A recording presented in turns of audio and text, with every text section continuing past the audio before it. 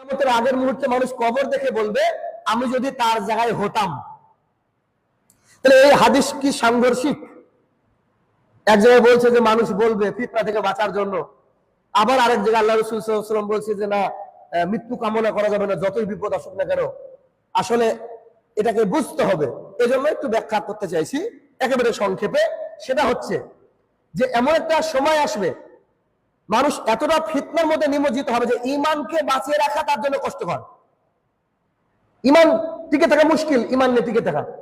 এখন এই ঈমানকে বাঁচানোর জন্য সেই ব্যক্তি মৃত্যু কামনা করবে না, বরং সে আফসোস করে বলবে যে হায় আফসোস, আমি যদি ওই কবরে ওই ব্যক্তির জায়গায় থাকতাম তো আমি এই ফিতনা থেকে বেঁচে যেতাম। তার মানে মৃত্যু কামনা করছে না তিনি কি বলতে চাইছেন যে আমি যদি কবরে ঢুকেও এই সমাগত ফিতনা, এই ফিতনা থেকে বাঁচতে পারতাম তো ওখানে আমার জায়গাটা উত্তম ছিল, আমার জায়গাটা ভালো ছিল। এখন মানুষ বিপদে পড়ে গিয়েছে, এবার আল্লাহ সুবহানাহু ওয়া তাআলাকে বলছে আল্লাহ এত মানুষের মৃত্যু দেয় করে আমাকে দেয় না, আস্তাগফিরুল্লাহ। এই কথা বলা যাবে না। বড় জোর একটা কথা বলা যেতে পারে, যেটা মুহাম্মদ সাল্লাল্লাহু আলাইহি ওয়াসাল্লাম বলেছেন যে যদি খুবই কষ্ট হয় তখন তোমরা বলো আল্লাহ আমাকে যদি বাঁচিয়ে রাখা কল্যাণকর হয় তো বাঁচিয়ে রাখো, নইলে তুমি তোমার কাছে ডেকে নাও। এত দূর তবুও সে থেকে বেঁচে থাকা উচিত বলে আমরা মনে করি। তাহলে কি যে মানুষ কবরের পাশ দিয়ে যাওয়ার সময় বলবে হায় আফসোস, আমি যদি এখানে থাকতাম তো ফিতনা থেকে বেঁচে যেতাম। বর্তমান জামানার ঠিক অমনি চলছে, এরকমই চলছে। আচ্ছা, পরের পয়েন্ট হচ্ছে ঈমান ও কুফরের মাঝে স্থিরতা থাকবে না। এটা কেমন কথা একটু বুঝিয়ে বলি। মানুষ ঈমানদার,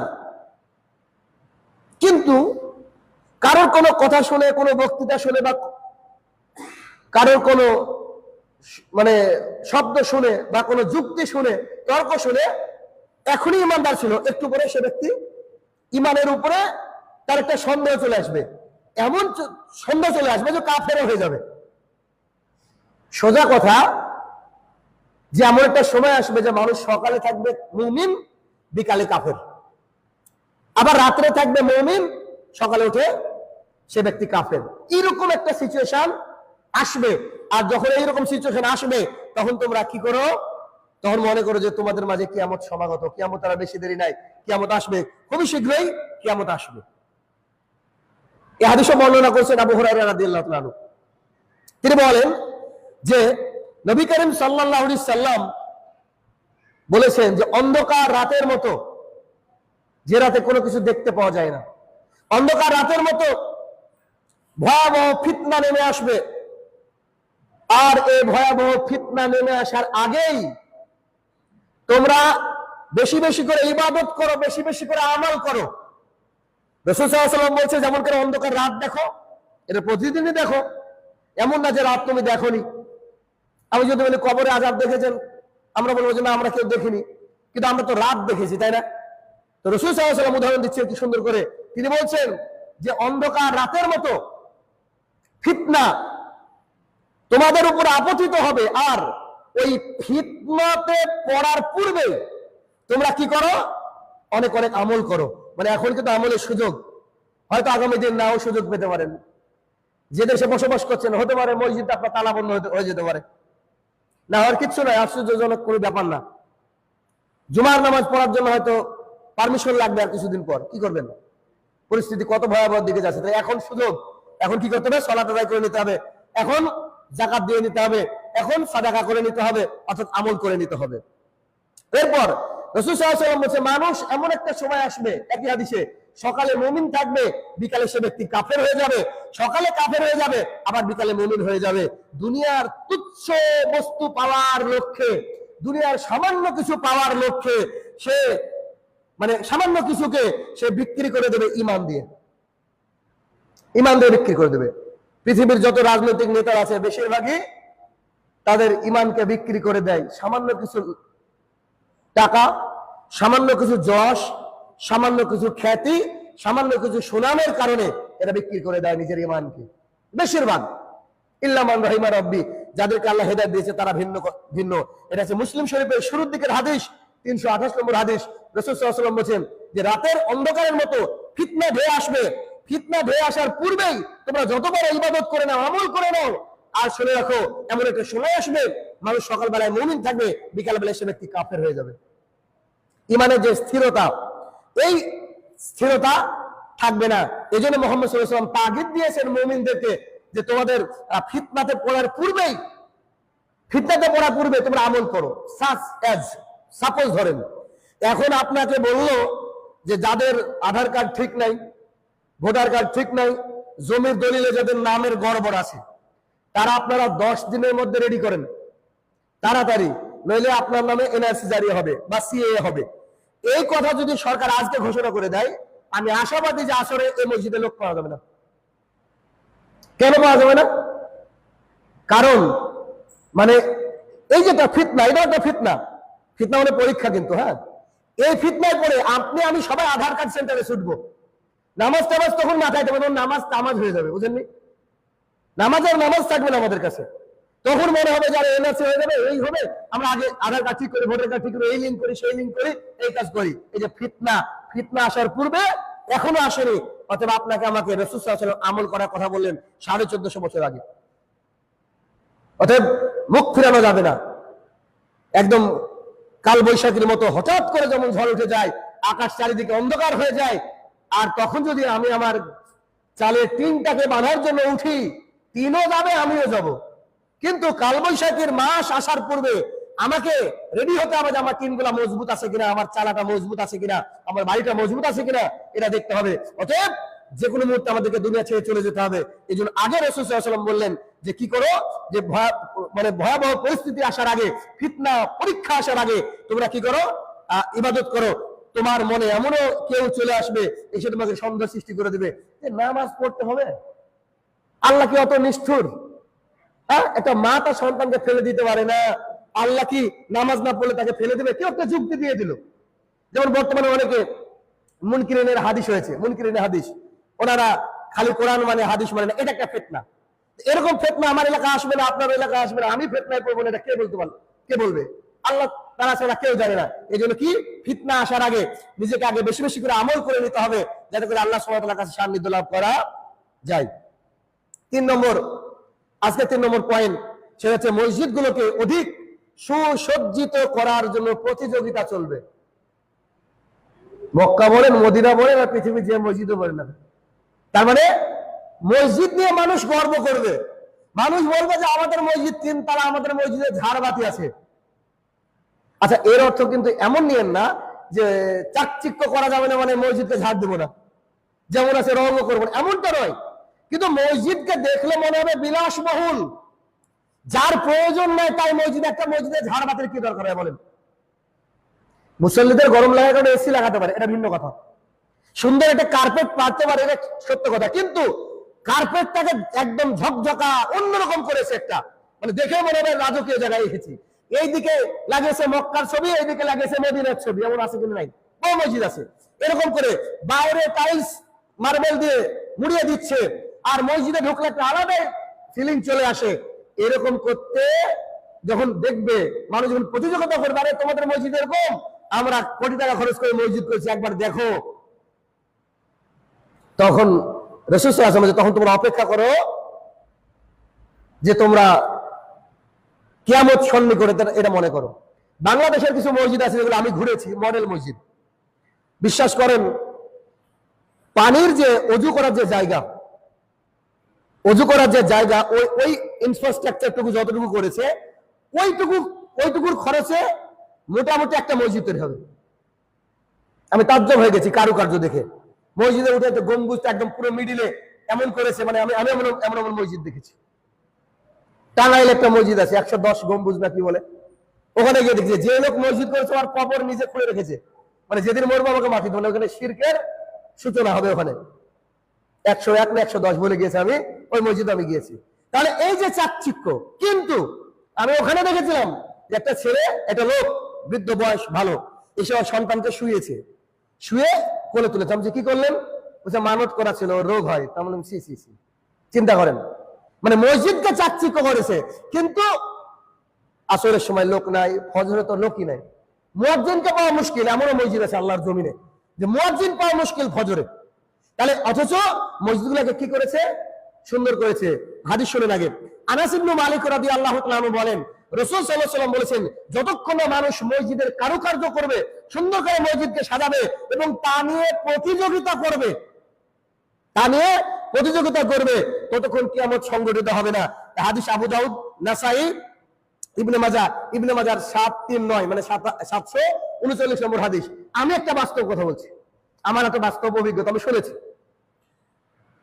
ওই যে জলঙ্গির একটা মসজিদ যখন তৈরি হচ্ছিল, তখন আমাদের এক চাচা বলছে, তোমাদের আর কি মসজিদ? অন্যজনকে বলেছে, আমরা দেখো দুতলা মসজিদ তৈরি করেছি, কত টাকা খরচ করে। আমি ড্যাম শিওর যে ওই চাচা জুমার দিনে নামাজ পড়ে না। আপনি দেখুন, এখনো মাঠে আছে, হয়তো নামাজ পড়ে না। তার মানে কি, মানুষ প্রতিযোগিতা করবে যে আমাদের মসজিদ সুন্দর না।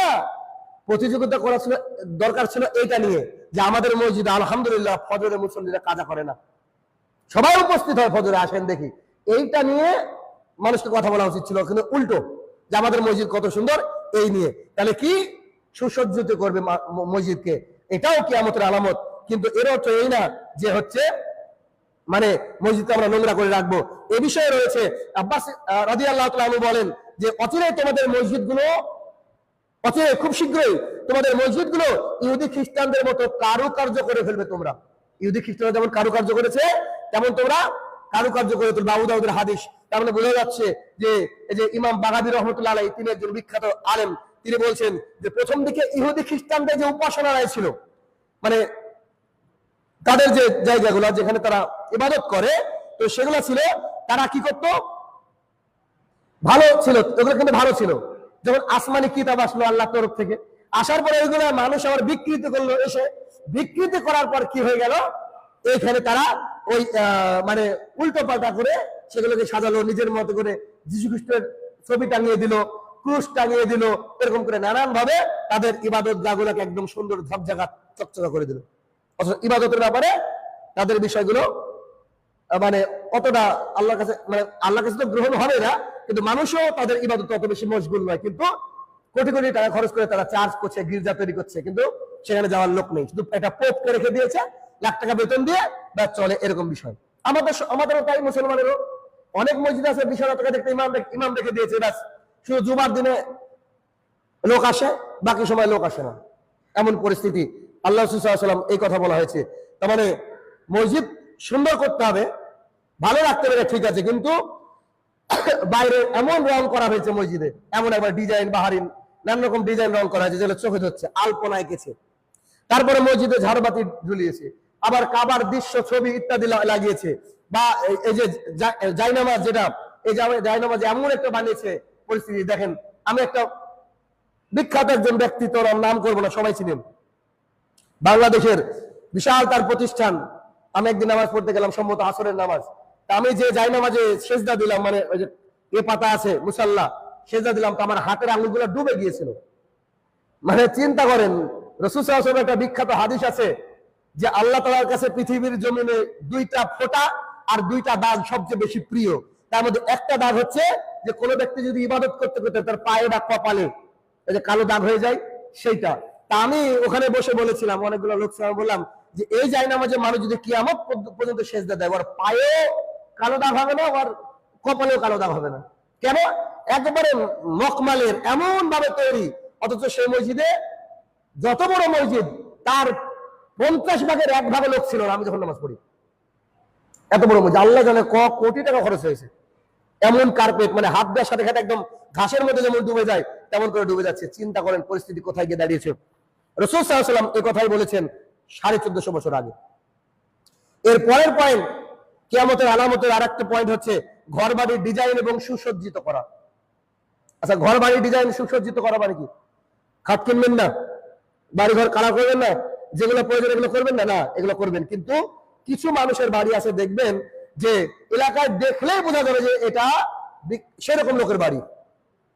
বিশাল বড় এরিয়া, হয়তো 1 বিঘা 2 বিঘা 3 বিঘার উপরে বাড়ি, বিশাল বড় গম্বুজ, মানে গ্রাম থেকে তার বাড়িটা দেখলে মনে হয় আলাদা। বাইরে এমন কারুকার্য করিয়েছে, কাঠের বাইরে পর্দা ঝুলিয়ে দিয়েছে। আর মানে মানে এমন একটা যে তার বাড়িটাকে দেখলে যে কোনো মানুষের মনে হবে এত টাকা খরচ করে কি দরকার ছিল। অপচয় এইটা লক্ষ্য করা যাবে, এটা মূল জায়গা। অপচয় লক্ষ্য করা যাবে, কারণ আল্লাহ তাআলা সুন্দর, এই সুন্দর পছন্দ করেন। আপনি বাড়িটাকে সুন্দর করে সাজাবেন, এটাই তো ভালো, কিন্তু ওইভাবে সাজানো যেটাতে আর্থিক অপচয় প্রচুর পরিমাণে হয়, সেই কথা রাসূল সাল্লাল্লাহু আলাইহি ওয়াসাল্লাম বলেছেন। আল্লাহ সুবহানাহু ওয়া তাআলা বলেছেন যে আর তোমরা অপচয় করো না, নিশ্চয়ই অপচয়কারী শয়তানের ভাই। বহুবার শুনেছেন আমার কাছ থেকে এই কথা। আবু হুরায়রা রাদিয়াল্লাহু তাআলা আনহু বলেন, রাসূল সাল্লাল্লাহু আলাইহি ওয়াসাল্লাম বলেছেন যে যতক্ষণ না মানুষ সুবিশাল বাড়ি নির্মাণ করবে, মানে তার বাড়িতে থাকার অতগুলো লোক নাই, অথচ সে বাড়ি নির্মাণ করেছে বিনা কারণে, এবং সেগুলোকে ডোরাকাটা চাদর দিয়ে বা ডোরাকাটা চাদরের মতো সুন্দর করে দেওয়ালকে সুসজ্জিত করবে, নানা রকম কালার দিয়ে সুসজ্জিত করবে, তখন তোমরা অপেক্ষা করো কিয়ামতের মাঠের জন্য। এখন এটা বুখারীর আদাবুল মুফরাদের হাদিস, আদাবুল মুফরাদের হাদিস। এখন আপনার কারো কারোর মধ্যে মাথার মধ্যে আসতে পারে যে আমি বাড়ি তো প্লাস্টারই করতে পারিনি, রং তো দূরের কথা, তো প্লাস্টার করতে পারিনি, আমি বোধহয় ইমানদার না। ওইটা দিয়ে যাচাই করলে হবে না যে আপনি প্লাস্টার করতে পারেননি মানে আপনি ইমানদার, এমনটা নয়। কিন্তু আপনি সুন্দর রাখবেন ঠিক আছে, কিন্তু অতিরিক্ত অপচয় যেন আপনার বাড়ির মধ্যে দেখে আপনার নাম মনে হয়। এমন বাড়ি রাস্তাঘাটে চললে দেখবেন, হয়তো আমাদের এলাকায় আমি দেখিনি এখন পর্যন্ত এরকম বাড়ি, কিন্তু বাইরে গেলে কোথাও কোথাও দেখা যায় এমন বাড়ি যে বাড়িতে সন্তান নাই, গিয়েছি আমাদেরকে, আমরা তোমার বক্তা মানুষ, আমাদেরকে সবচেয়ে ভালো জায়গায় রাখে মানুষ, তিনতলায় উঠে বসেছি, ঠিক আছে, তো বলছে যে আমার বাড়ির একটা ছেলে জানেন বিদেশে পড়াশোনা করে, তো ঘরের সংখ্যা কত, তো গোনা নাই, এত এত করেছে। তাহলে এগুলো হচ্ছে অপচয়। রাসূল সাল্লাল্লাহু আলাইহি ওয়াসাল্লাম এই কথা বলেছেন। এরপরে আলামত হচ্ছে অধিক হারে আকাশ থেকে বজ্রপাত হবে। দেখেন, আপনার আমার জামানায় ছোট্ট জীবনে দেখেছি, আমার মনে হয় আজ থেকে 30 বছর আগে এত বজ্রপাত হতো। মারা যায় অটোমেটিকলি, শুনছি যে কালকে ওইদিকে বৃষ্টি হয়েছে 3 জন লোক মারা গিয়েছে, ওদিকে বৃষ্টি হয়েছে 2 জন লোক মারা গিয়েছে, বজ্রাঘাতে মানুষের প্রচুর মৃত্যু বেড়ে গিয়েছে। কিছুদিন আগে তো দম করে ওদিকে মারা গেল, একসাথে পরপর 2-3 জন যে মাঠে ছিল ওরা মারা গিয়েছে। তো এরকম করে কিন্তু প্রচুর মানুষ মারা যাবে, এটা হচ্ছে কিয়ামতের আগের লক্ষণ। হাদিসের রাবি হচ্ছে আবু সাঈদ খুদরি রাদিয়াল্লাহু তাআলা আনহু, তিনি বলেন নবী করিম সাল্লাল্লাহু আলাইহি ওয়াসাল্লাম বলেছেন কিয়ামত নিকটবর্তী হওয়ার পাশাপাশি বজ্রাঘাতে মৃত্যুর হার বেড়ে যাবে, ঘটনা বেড়ে যাবে। এমনকি মানুষ রাতের বেলায় ঘুম থেকে উঠে ওই পাড়ায়, মানে পাশের পাড়ায় গিয়ে বলবে যে কি ব্যাপার, গত রাতে তোমাদের এলাকায় মানুষ মারা গিয়েছে, হ্যাঁ, কে কে মারা গিয়েছে, তো অমুক অমুক অমুক মারা গিয়েছে, মানে এ পাড়ায় বজ্রপাত হয়নি, ওদিকে হয়েছে। এমন হবে, মানে পরিস্থিতি হয়ে যাবে যে আকাশ থেকে আল্লাহ সুবহানাহু ওয়া তাআলা এরকম করে আগুন পাঠিয়ে মানুষের মৃত্যুর হারকে বাড়িয়ে দিবেন। আল্লাহ সুবহানাহু ওয়া তাআলা, আপনাদের মনে আছে নিশ্চয়ই, সামুদ জাতি আল্লাহ তাআলা যাদেরকে ধ্বংস করেছিলেন, তারা আল্লাহ তাআলার কালামকে মেনে নিয়েছিল না, আল্লাহ সুবহানাহু ওয়া তাআলা তাদেরকে এই বজ্রাঘাতে মৃত্যু দিয়েছিলেন।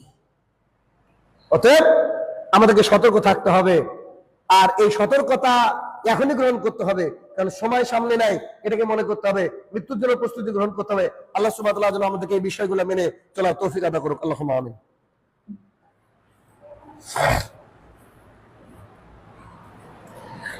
আলহামদুলিল্লাহি ওয়াহদাহু ওয়াসসালাতু ওয়াসসালামু আলা মান লা নাবিয়্যা বা'দা, আম্মা বা'দ। আচ্ছা, পরের বিষয় হচ্ছে, আমি এই হাদিসগুলো পড়ি আর আশ্চর্য হয়ে যাই। কেন আশ্চর্য হয়ে যাই বুঝতে পারবেন।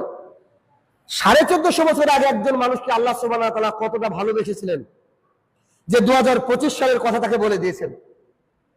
2025 নয়, পৃথিবীর শেষ দিন পর্যন্ত কি হবে তাকে বলা ছিল। তার প্রমাণ দেখেন, আমি বলি। এর পরের পয়েন্ট হচ্ছে ব্যাপক হারে লেখালেখি এবং লেখকের ছড়াছড়ি হবে। লেখক, যে কেউ লেখক।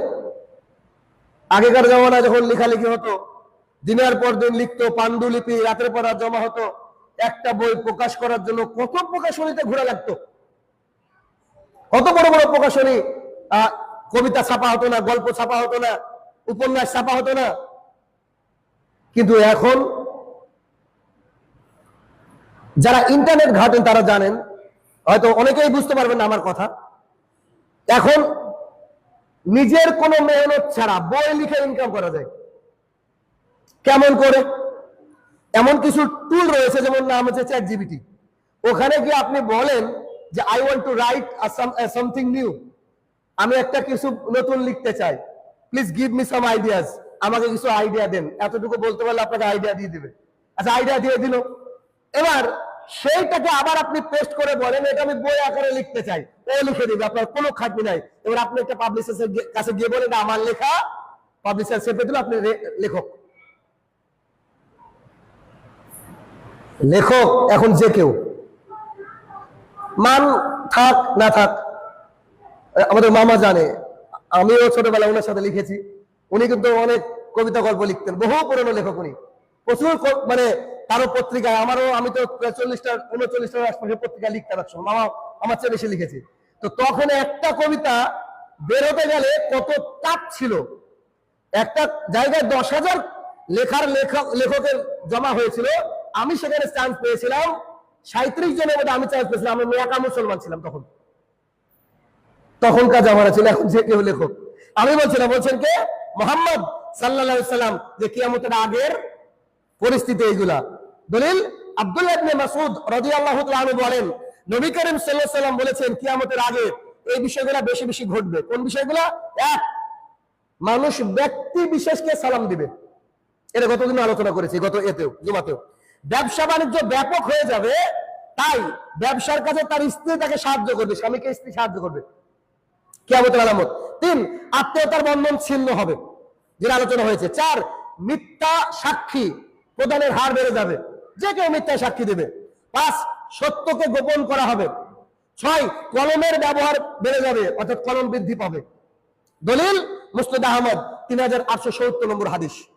অত হাদিস থেকে বোঝা গেল যে লেখক বেড়ে যাবে, যে কেউ লেখালেখি করবে, এটা যে কিয়ামতের অন্যতম এক আলামত। এরপর পরের আলামত হচ্ছে কথার জাদু দিয়ে সম্পদ উপার্জন করবে মানুষ। দেখবেন যারা বিদাতি বক্তা, প্রচুর কিচ্ছা কাহিনী শুনতে শুনতে আমরাও মুখস্থ করে ফেলেছি।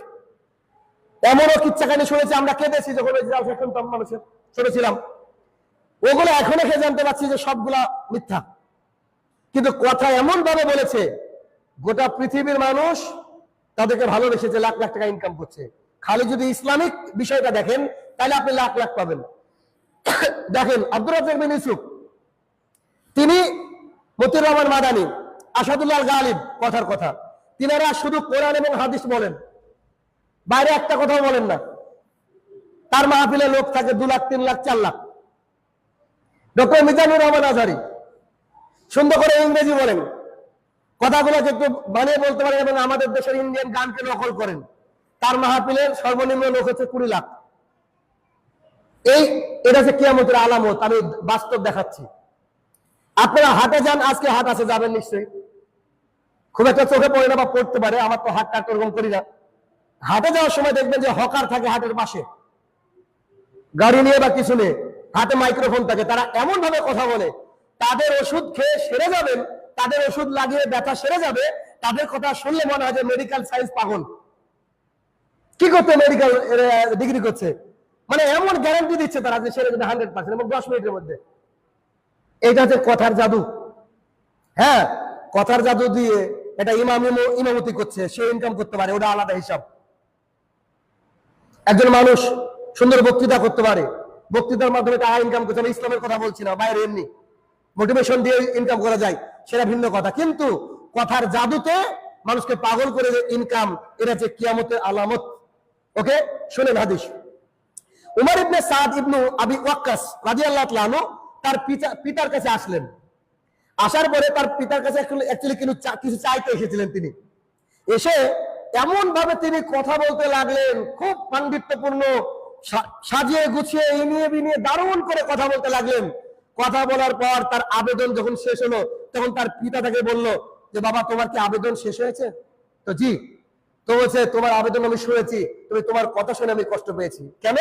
বলছে, আমি মুহাম্মদ সাল্লাল্লাহু আলাইহি ওয়াসাল্লামকে বলতে শুনেছি যে এরকম ভাবে মানুষ ইনিয়ে বিনিয়ে সুন্দর করে সাজিয়ে গুছিয়ে কথা বলতে, কোনো কিছু হাসিলের জন্য। তার মানে কি, মানুষকে তোষামত করবে, কোনো কিছু টাকা চাইতে গিয়েছে, গিয়ে আপনার গুণগান শুরু করে দিয়েছে, আপনার মতো ভালো মানুষ পাড়ায় নাই, আপনি খুব ভালো মানুষ, ইত্যাদি ইত্যাদি। এই যে তোষামত, এই কথা হাদিসে বলা হয়েছে, যে কারোর ব্যাপারে প্রশংসা।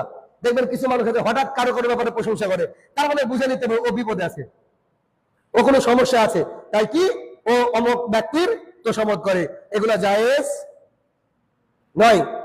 পরের আলামত হচ্ছে যে কোরআন মাজিদ ছেড়ে দিয়ে অন্য গ্রন্থ, অন্য কিছু প্রচার করবে মানুষ। কোরআন এবং সুন্নাহকে ছেড়ে দিয়ে মানুষ অন্য কিছু প্রচার করবে। বিদাতেরা যা করে বেশিরভাগই কোরআন এবং সুন্নাহর বাইরে, তারা তাদের নিজের মতকে প্রচার করে। মানুষকে যদি বলতো যে 5 ওয়াক্ত সালাত ছাড়া মানুষ মুসলমান থাকে না, বলেন তো খালি জুমার দিনে আসতো? 5 ওয়াক্তে আসতো। মানুষকে যদি বলতো যে তোমার বাবা মারা গেছে, তোমার মা মারা গেছে, তোমার আত্মীয় মারা গেছে, আমরা যতই দোয়া করে কোনো কাজে লাগবে না, তুমি সন্তান, তুমি নামাজ পড়ে তুমি দোয়া করো কাজে লাগবে, তাহলে সন্তান না মসজিদে আসতো। তো এইরকম ভাবে মানে টাকার বিনিময়ে জান্নাতের একটা ব্যবস্থা করে দিয়েছে। এটা তাবারানী হাদিস, রাসূল সাল্লাল্লাহু আলাইহি ওয়াসাল্লাম বললেন এটাই। পরের আলামত, আশ্চর্য আলামত, কারীদের সংখ্যা বেড়ে যাবে, আলেম কমে যাবে। কারীদের সংখ্যা বেড়ে যাবে। এবার কি একটা কোরআন প্রতিযোগিতায় মালদার একটা ছেলে তৃতীয় হয়েছে, গোটা ভারতবর্ষের মধ্যে রেকর্ড। দেখেন না, ও আবার ঈদে মিলাদুন্নবী পালন করবে। বুঝতে পারেন না আমার কথা? তাহলে এই কারি হয়ে কি লাভ? যে কারি কোরআন তেলাওয়াত করবে, আবার কোরআন তেলাওয়াত করে নিজেই বুঝতে পারবে না। কিন্তু এখন অনেককে দেখেছি আমি যে অনেকে সন্তানকে কারি তৈরি করতেছে। কেন? ওই যে বিভিন্ন কারিদেরকে দেখে বাংলাদেশে সুরের মূর্ছনায় পাগল হয়ে যায়, দেখা যাবে নামাজ পড়ে না। কারি কারি একটা আমি উদাহরণ দিচ্ছি, বাস্তবতা, পৃথিবী কত নিষ্ঠুর কঠিন দেখেন। একটা কারির কথা বলে আমি নামটা বলছি না। আমি একটা মাহফিলে আছি, প্রধান বক্তা আছি, খুবই প্রচন্ড শরীর খারাপ। আমার বক্তৃতা শেষ, একটা কারি আসলো। কারি ওঠার সাথে সাথে আমার মাথা ঘুরে গেল, মানে জর্দা দিয়ে পান খেয়ে বা গোল করে আসলে যেরকম হয়। তো আমি বুঝতে পারিনি যে তিনি কোরআন তেলাওয়াত করলেন। বিশ্বাস করেন, মানে আমি স্টেজ থেকে নামতে পারিনি, এত শরীর খারাপ আমার। তিনি যে কোরআন তেলাওয়াত করলেন 10 থেকে 15 মিনিট, এত সুন্দর কোরআন তেলাওয়াত। আমি জানতামই না যে তিনি অত বড় বিখ্যাত। লোকটা একটা ছবি তুলতাম হয়তোবা, আমি জানতাম না, আমি পরে বুঝেছি তিনি অত বড় বিখ্যাত মানুষ। এমনকি বিদেশের বহু রাজার দরবারে গিয়ে তিনি কোরআন তেলাওয়াত করেছেন। বাংলাদেশের কোরআন অ্যাসোসিয়েশনের অন্যতম হেড মানুষ, একজন মানুষ। কি কোরআন তেলাওয়াত, সত্যি মানে পাগল করা কোরআন তেলাওয়াত। আমি পাশে বসে মানে বুঝতে পারলাম না যে কোরআন তেলাওয়াত এত সুন্দর হয় সত্যি। পেছনে একজন দাঁড়িয়ে 2-3 জন সুবহানাল্লাহ আলহামদুলিল্লাহ বলে না, একটু পর পর বলছে। হওয়ার পর সাদাকাল্লাহুল আজিম বলবে বলে আমি অপেক্ষা করছি, দেখছি উনি বললেন না। ওনাকে কেউ বলে দিয়েছে যে বক্তা যে থাকবে সই তরিকার।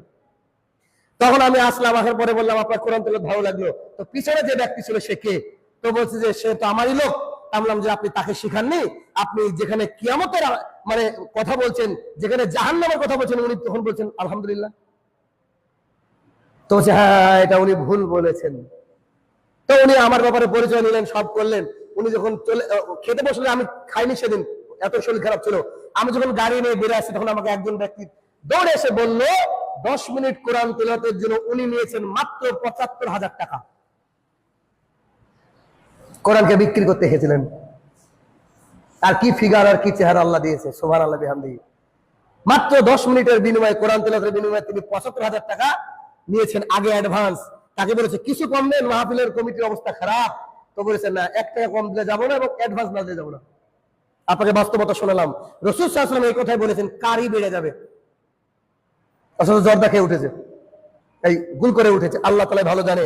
দলিল, আবু হুরায়রা রাদিয়াল্লাহু তাআলা আনহু বলেন রাসূলুল্লাহ সাল্লাল্লাহু আলাইহি ওয়াসাল্লাম বলেছেন অচিরেই এমন যুগ আসবে, বহু কোরআন পাঠক বেড়ে যাবে, কারি বেড়ে যাবে। তারা এমন ভাবে কোরআন তেলাওয়াত করবে যে কোরআন তাদের গলা অবধি থাকবে, নিচে নামবে না। আর আলেমদেরকে উঠিয়ে নেওয়া হবে। আলেমদেরকে মানে বড় বড় বিজ্ঞ আলেমরা আস্তে আস্তে উঠে যাবে। পরিস্থিতি কত ভয়াবহ একবার চিন্তা করে দেখেন। এই ঘটনা, এই পরিস্থিতি এখন বর্তমানে রয়েছে। এছাড়াও আরো অনেক আলামত আছে, ইনশাআল্লাহ এক এক আলোচনা করব। এবার সর্বশেষ আজকের আলামত আলোচনা করব, সেটা হচ্ছে হঠাৎ মৃত্যুর হার বেড়ে যাবে। হঠাৎ জানবেন না যে এই লোকটা মারা যাবে, ভাবতে পারবেন না যে এই লোকটা মারা যাবে। দলিল, আগে হাদিসটা বলি। আনাস ইবনে মালিক রাদিয়াল্লাহু তাআলা আনহু বলেন রাসূল সাল্লাল্লাহু আলাইহি ওয়াসাল্লাম বলেছেন যে কিয়ামতের নিদর্শনগুলোর মধ্যে একটা অন্যতম নিদর্শন হচ্ছে যে আকস্মিক হঠাৎ মৃত্যু বেড়ে যাবে। এর পরের বাক্যগুলো আমাকে আমার অন্তরকে নাড়া দিয়েছে। অতীতকালে দেখেন কথাগুলো হাদিসের, অতীতকালে মানুষ যখন মারা যেত তখন অসুস্থ হতো এবং মারা যাওয়ার পূর্বে সে বুঝতে পারতো যে আমি মারা যাব, তার সন্তানদেরকে ডেকে সে নসিহত করত, নসিহত নামা লিখত, তারপরে বিছনাগত থাকার পরে মারা যেত। আরেকটা কথা মিস করেছি, এবং তার পরিবারকে, তার আত্মীয় স্বজন সবাইকে ডেকে তার কাছে ক্ষমা চাইতো, যে বোধহয় আমি বাঁচবো না, তোমরা আমাকে ভুল ত্রুটি থেকে ক্ষমা করো, তোমরা আমার জন্য দোয়া করো। বড় ছেলেকে ডেকে বলছে বেটা তুমি এই কাজ করো, ছোট ছেলেকে ডেকে বলছে বেটা তুমি সরাতকে ছাড়ো না, মেয়েকে ডেকে বলছে যে খবর